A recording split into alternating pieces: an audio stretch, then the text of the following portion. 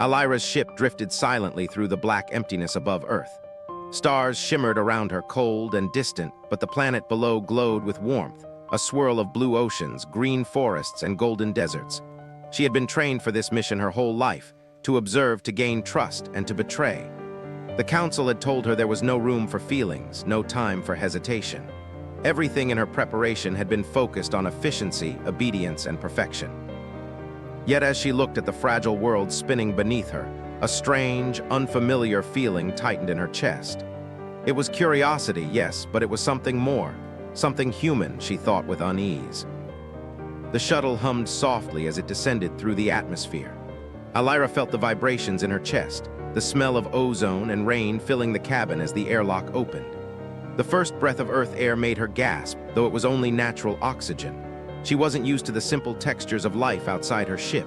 The wind that rustled through the tall grass, the scent of damp soil after a light drizzle, the subtle warmth of sunlight breaking through clouds.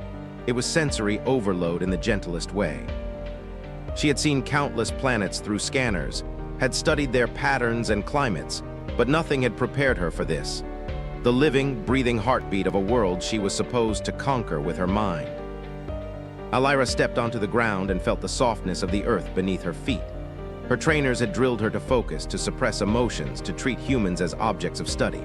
She shook off the thought quickly. Mission first, observation first, deception later. But as she walked through the small settlement, her gaze fell on a human child chasing a small, bright red bird. The boy laughed, a clear, ringing sound, and the bird fluttered away just out of reach. Something inside her cracked. She remembered her own childhood, spent in the cold training halls, in rooms filled with echoes of lessons and drills, not warmth. She had never run barefoot in grass, had never laughed without reason. She wondered, for the first time, what it felt like to belong somewhere, to live without a mission dictating every moment. The settlement itself was quiet but full of life. Humans moved with purpose but without harshness. Women carried baskets of vegetables, men repaired small machines, elders spoke quietly on benches in the warm afternoon light. Alira's eyes scanned carefully, remembering her instructions. Observe, report, analyze, yet her gaze lingered longer than it should have. She noticed the subtle smiles exchanged between neighbors, the way children ran freely without fear, the tiny rituals that spoke of trust and community. Her own species prized efficiency, logic, and perfection. Here was imperfection, yet it radiated strength.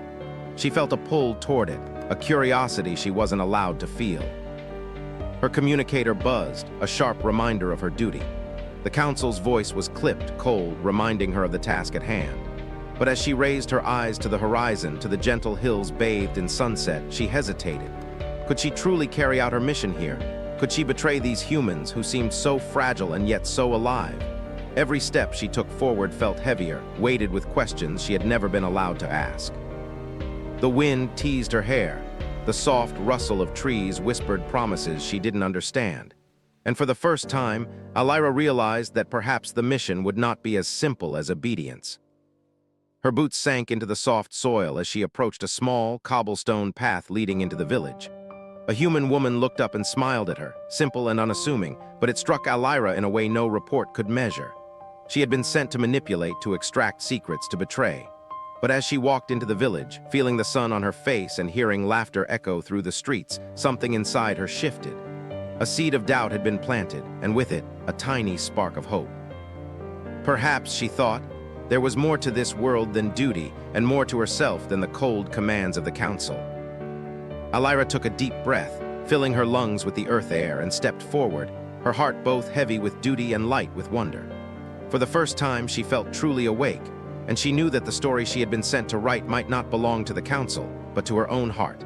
Alira wandered through the village, each step making her more aware of the warmth and simplicity of human life. Children laughed as they ran barefoot across the uneven stones, their voices ringing like music. She observed a group of men repairing a broken solar collector, hands covered in grease, yet moving with care and teamwork. Everything seemed ordinary yet extraordinary. Alira had seen civilizations built on efficiency and order, but here, imperfection carried a quiet beauty. She was supposed to see humans as a subject, a target, but her heart whispered that they were more than data points or strategies.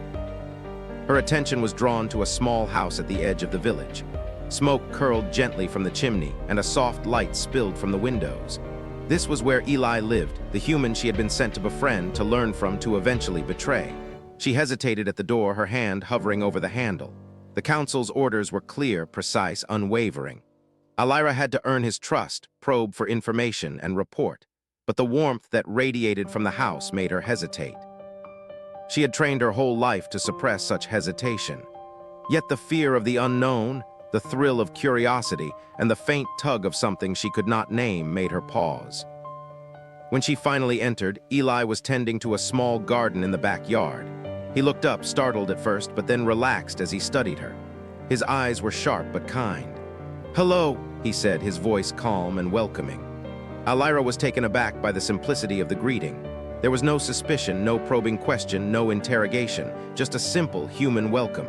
She nodded, unsure of how to respond. Words felt heavy on her tongue, but she forced herself to speak, keeping her voice steady. "I'm Elira. I've been sent here to assist." Eli's eyes studied her carefully, but not with hostility. "Assist? In what way?" he asked, brushing dirt from his hands. Elira struggled, remembering her purpose, remembering the mission. She was meant to manipulate, to infiltrate, to extract secrets. Yet in this moment, his trust felt like a fragile bridge, something that could be broken with a single misstep. She forced a small smile. I can help with tasks, learning things you need." Her words sounded stiff even to her own ears, but Eli accepted them without question. In the following days, Elira observed Eli closely, as she had been trained to do, but her notes grew personal rather than tactical. She learned about the crops he favored, the machines he could repair, the stories he told his neighbors. He never asked about her origin, never pressed for allegiance, never tested her loyalty. Instead, he shared simple meals, spoke about the beauty of rain, and told her about the stars he had once dreamed of visiting. Each conversation chipped away at the rigid mission lodged in Elira's mind. She had trained for deception, but here, in this sunlit garden, she discovered a new feeling, something she could not classify.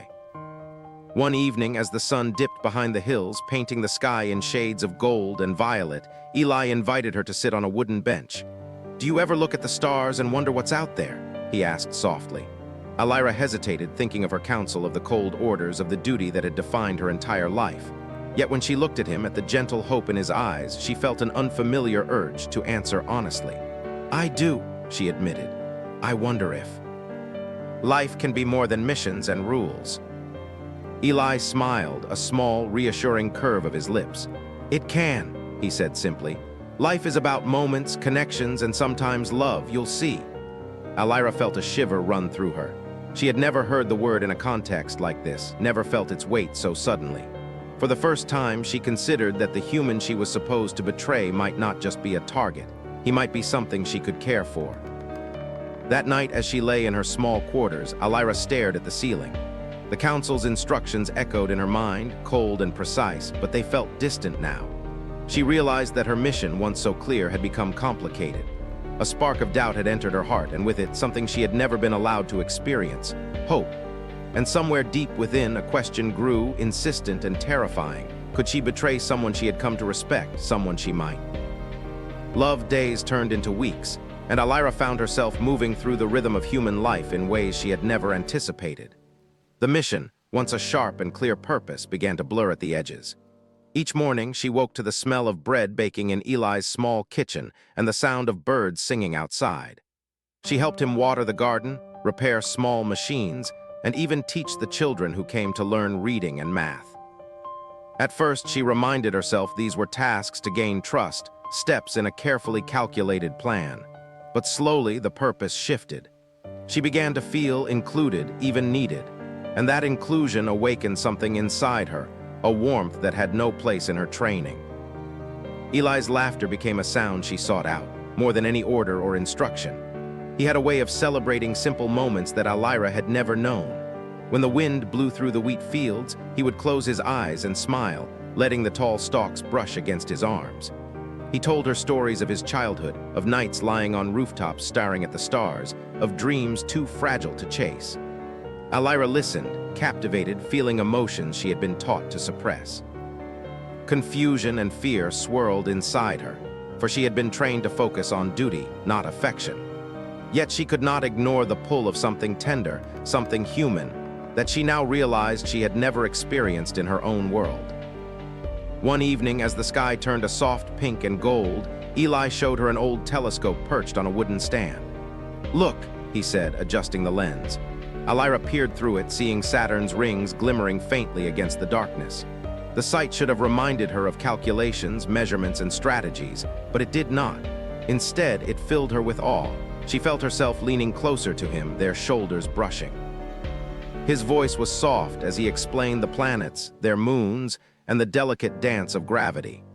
She realized she wanted to hear him speak for hours, to be near him, not because of strategy, but because of connection. Alira's nights became restless. She replayed every conversation, every gesture, every smile.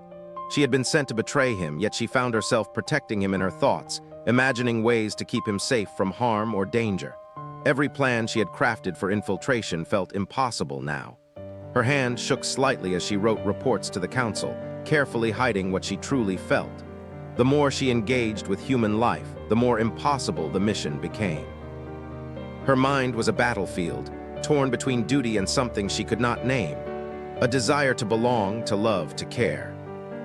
The village began to feel like home. She knew the streets, the faces, the sounds of daily life.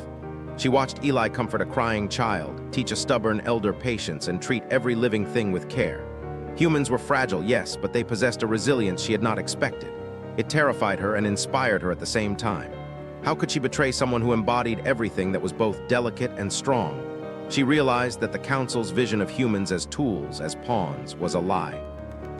These people were alive in ways her species had never understood, and to harm them would feel like destroying a part of herself. Alira walked through the fields one night under a blanket of stars. Her chest ached with a mixture of longing and guilt. She remembered the Council's orders, precise and relentless, but their voices now seemed distant, cold echoes of a world she no longer belonged to. She wanted to tell Eli everything to trust him, yet the fear of exposing herself lingered. And yet, as she looked at him sleeping peacefully in the cottage she now considered a sanctuary, she felt the stirrings of a truth too powerful to ignore. She was no longer just a soldier on a mission. She was something more, capable of love, capable of choice, capable of defying the very system that had created her. For the first time, Alira understood that her journey to betray a human had transformed into a journey to discover herself. And in that discovery, she realized the impossible. She could not harm him. Her heart, which had been trained for obedience, now beat in rebellion. She did not know how to navigate the consequences, but one thing was clear. Her mission had changed, and so had she.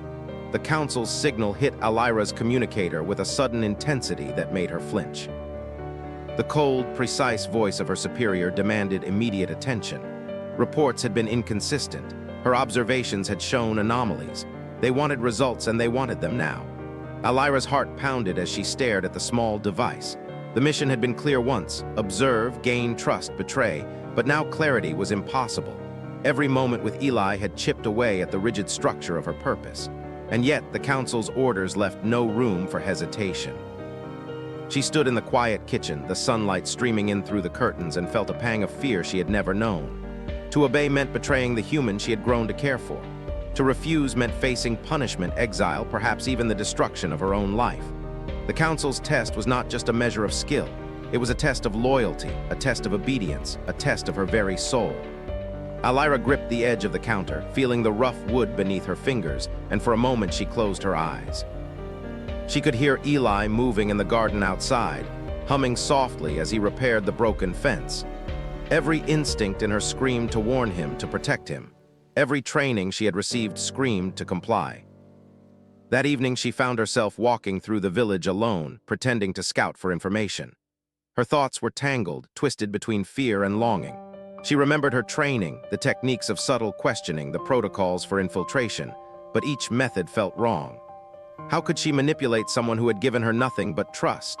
Her mind replayed Eli's gentle smiles, the way he listened patiently, the care in his gestures. Humans were fragile, yes, but their strength was in their honesty, in their ability to forgive, to love. Could she betray that? The idea made her chest tighten, as if a physical force had wrapped around her heart. The council's deadline loomed closer. Alira knew that at any moment they could demand her compliance, monitor her every action. She returned to Eli's home that night, hiding the storm inside her.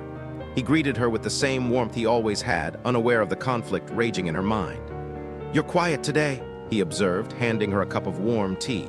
She accepted it, her hands trembling slightly. "Just thinking," she said, keeping her voice steady, though every word felt like a lie. He didn't press further, trusting her silence, and that trust wounded her almost as much as it comforted her. As night fell, Alira sat on the wooden bench outside the house, staring at the stars. The council's messages continued to pulse faintly in the communicator at her side, a constant reminder of the world she had left behind. She thought of the plans she had once rehearsed, the instructions drilled into her mind, and realized they no longer fit. To follow them now would mean betraying everything she had discovered here. The laughter, the kindness, the small but powerful moments of human life. And most of all, it would mean betraying Eli, whose trust she had come to treasure more than her own safety. Finally, she made a decision. Alira would not betray him. She would find a way to protect him, even if it meant defying her council and facing exile. The risk was enormous, but the reward, living a life where she could feel, where she could love, where she could choose, was greater than any fear they could instill. She slipped into the cottage, sitting beside Eli as he read aloud from an old book, and she allowed herself to feel something she had never allowed before: hope. Hope that connection could outweigh obedience. Hope that life could be more than orders and missions. Hope that love, fragile and human, could be stronger than the coldest commands of the universe. Alira's decision marked a turning point. The council had tested her, but they had underestimated her capacity to grow beyond their control. She had seen the beauty of a human heart and realized that some bonds could not be broken by fear or duty. As she watched Eli smile at the flickering candlelight, she understood that her mission had changed. She was no longer just a soldier. She was a protector. And the courage to choose love over betrayal had become the first true act of freedom she had ever known. The night was still, and the village lay under a blanket of stars. Alira could hear only the soft rustle of leaves and the distant cry of a night bird. Her mind, however, was anything but quiet. The weight of truth pressed on her chest like a heavy stone. She had come to love Eli, not just care for him, but genuinely, fully, as humans seem to love. And now, the secret she had carried for weeks clawed at her, demanding to be spoken. She could not continue pretending. The council's orders had once defined her, but now her heart demanded honesty. She found Eli sitting near the fireplace, polishing an old set of tools. His face was lit by the soft orange glow, eyes calm and patient. Alira's hands trembled as she approached, unsure of how to begin. Every training she had ever received screamed at her to hide her feelings, to control her voice, to maintain the mission. Yet the thought of lying to him another moment made her chest ache unbearably. "Eli," she said softly, her voice barely above a whisper. He looked up immediately, sensing the gravity behind the word. "What is it?" he asked, concern sharpening his tone. Alira sat across from him, her fingers entwined nervously. She took a deep breath, feeling the warmth of the fire, the weight of the night, and the courage rising within her. I was sent to betray you," she admitted, the words trembling from her lips. "The council, they wanted me to gain your trust and take your secrets. I was supposed to report everything, to harm you in a way you would never expect." She paused, the confession leaving a hollow ache in her chest. Her eyes met his, searching for any sign of anger, fear, or disappointment. Eli's expression remained calm, thoughtful. He didn't flinch, didn't step back, didn't shout. Instead, he studied her as if trying to see the truth behind the words and the heart behind her eyes. Silence hung heavy in the room, broken only by the occasional crackle of the fire. Alira felt exposed, vulnerable in a way that no mission or training could have prepared her for. She had expected rejection, hatred, or even violence, but instead there was only quiet understanding. Finally, Eli spoke, his voice gentle but firm. "Alira, thank you for telling me." The words were simple, but they struck her like a melody. "I can't pretend it doesn't hurt to hear, but I can choose to see what's here now. You chose to be with me, to care for me. That matters more than the orders that brought you here." Alira blinked, stunned. His words, so human and real, wrapped around her like a shield. She had feared the consequences of truth, yet truth had brought her closer to him, not pushed him away. Tears welled in Alira's eyes. She had never known that honesty could feel so freeing, so terrifying, so beautiful. The council had trained her to obey, to hide emotions, to suppress attachments. Yet here, in this small cottage with a human who had trusted her completely, she discovered a strength she had never possessed before. The strength to choose, the strength to love, the strength to defy everything she had been told. Eli reached out, taking her hands in his. "We face challenges together," he said, his grip warm and steady. "I don't care where you came from or what they wanted. You're here, you're real, that's enough." Elira felt her heart swell, a mixture of relief, fear, and wonder coursing through her. For the first time, she understood what humans meant when they spoke of love, not weakness, not distraction, but courage, trust, and connection. That night, Elira slept for the first time without fear, her head resting beside Eli's. She no longer felt the crushing weight of duty alone, nor the sharp edges of obligation.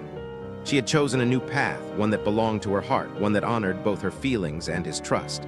And though the council's presence lingered somewhere far away, Elira realized she was no longer bound by fear or orders. She had chosen humanity, and in that choice she had discovered the most powerful force of all: love. The council's messages came like storms in Elira's communicator, sharp, demanding, and relentless. They had discovered anomalies in her reports, delays, fabricated data, omissions, and their patience was gone. Elira stared at the glowing device, the words of command burning her vision. They wanted obedience, total control, complete submission. The orders were clear: complete the mission, acquire the secrets, and report immediately. Any hesitation would bring punishment, possibly death. But Elira's heart, now fully awakened, beat with a different rhythm. The mission had changed. Her loyalty had shifted, not to the council, but to Eli, to the village, to life itself. That morning she walked through the fields beside Eli, the wind tugging at her hair. He laughed as a small child stumbled in the soil, and she felt a pang of protectiveness. She had trained to deceive, to manipulate, to use trust as a weapon. Now that same trust was sacred. She could not, would not, allow harm to come to these people. Her mind raced with strategies to shield them, to mislead the council, to protect the fragile peace they had built. Each thought carried the weight of defiance, but it also carried hope, a hope that life, love, and courage could outweigh fear and control. Elira began crafting false reports, careful and precise. She described weaknesses that did not exist, highlighted dangers that were fabricated, and painted human life as fragile and unworthy of investment. Each word she transmitted was a lie, yet every lie was a shield. She learned to anticipate the council's expectations, to feed them the information they wanted while hiding the truth. With each message, she felt a thrill, not the thrill of mission success, but the thrill of freedom. For the first time, she was choosing her own path, making decisions not dictated by authority, but by conscience. The village remained unaware of the danger that hovered beyond their skis. Elira watched as Eli repaired the roof of his cottage, teaching a group of children to hold tools carefully. She smiled softly, feeling the pulse of life in every action, every laugh, every shared glance. Humans, she realized, were fragile, but not weak. Their strength lay in their connections, in the courage to care, to endure, to forgive. And she, who had been trained to conquer and control, now found herself defending, protecting, and loving. It was a mission unlike any she had imagined, but one that felt infinitely more important. One evening, Elira and Eli walked along the riverbank, the sunset painting the water in molten gold. She felt the council's eyes everywhere, a pressure she could not ignore, but Eli's presence steadied her. "You're quiet," he said softly. She took a deep breath, allowing herself a small, honest smile. "I'm thinking," she admitted, "about the future, about protecting what matters." He squeezed her hand gently, and in that simple touch, Elira felt her courage strengthen. She would face the council's wrath, she realized, if it meant keeping this life, this village, and him safe. The first message of confrontation came the next day, sharp and accusing. The council demanded answers, and Elira responded carefully, masking truth with deception. Every word, every sentence was a calculated shield to protect Eli. She knew the risk. If they discovered her duplicity, she would be labeled a traitor. Yet she felt no fear, only resolve. The love she had discovered, the humanity she had embraced, was stronger than any threat the council could impose. As night fell, Elira watched Eli sleeping under the soft glow of lanterns in the cottage. She felt a profound peace, tempered with the knowledge of looming danger. She had defied the most powerful authority she had ever known, choosing life and love over cold duty. And in that defiance, she realized a truth she had never known before. Courage was not just about missions or orders. Courage was the choice to stand for what was right, to protect the vulnerable, and to love even when the universe demanded obedience. Alira's heart beat with purpose. The Council could issue commands, monitor her every move, and threaten her existence. But they could not control the love she felt, the choices she had made, or the life she had vowed to defend. For the first time, she knew what it meant to be truly free, and that freedom had a name: Eli. The first light of morning spilled over the hills, turning the village golden. Birds sang with unhurried joy, and the soft rustle of leaves whispered promises of life continuing as it always had. Alira stood on a small hill overlooking the valley, her hand clasped in Eli. The air was crisp, carrying the scent of wildflowers and earth freshly dampened by morning dew. For the first time since she had arrived on this planet, Alira felt an unshakable peace. The Council's orders, the fear of punishment, even the weight of betrayal, all of it seemed distant, almost unreal. What mattered now was here, now, and real: life, love, and freedom. Eli turned to her, eyes shining with the gentle warmth that had first drawn her in. "We made it," he said softly, his voice carrying relief, pride, and quiet wonder. Alira smiled, feeling tears prick at the corners of her eyes. "We did," she replied. It was more than survival, it was triumph, not over an enemy, but over fear, doubt, and the rigid chains of orders. They had chosen each other over duty, over obedience, over fear. That choice, she realized, was far stronger than any mission or command. The village around them stirred to life. Children ran barefoot through the fields, laughing. Neighbors greeted one another with smiles and shared small tasks, unaware of the storm that had once loomed over them. Alira watched, her heart swelling with admiration. These humans, who seemed so fragile in some ways, were capable of courage, compassion, and resilience beyond what she had been taught to expect. She had been sent to exploit them, to see weakness, but what she had discovered was their true strength: the ability to love, to forgive, to live with courage in the face of uncertainty. Alira's mind wandered back to the Council's threats, the cold commands, the endless pressure to obey. She had defied them all, not through raw power or advanced technology, but through choice. She had chosen humanity, and that choice had given her freedom. It was a freedom she had never known in her own world, where obedience was law and feelings were seen as weaknesses. Here, she had learned that love was not weakness, it was the greatest strength of all.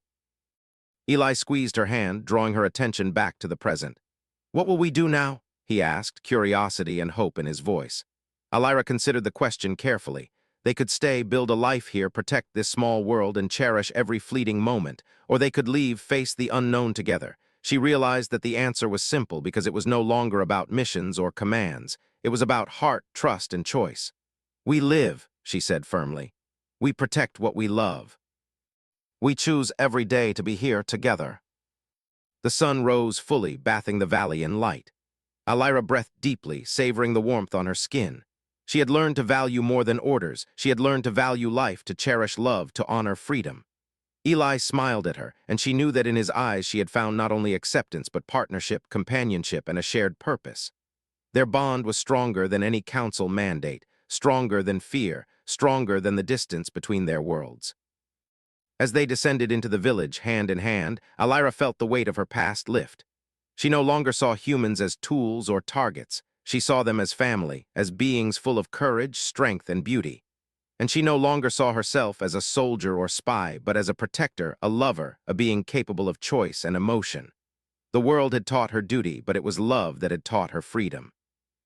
That evening, Alira and Eli sat outside under a sky now full of stars. The breeze carried the soft sounds of the village settling into night.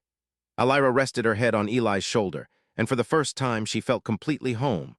The Council could send orders, could threaten, could demand obedience, but they could not touch the life they had chosen to live together. The mission had ended, not with betrayal or destruction, but with love, courage, and the quiet power of humanity's resilience. And in that moment, Alira understood fully. Sometimes the greatest victory was not conquering others, but conquering fear itself, choosing love over duty, and allowing the heart to write its own destiny.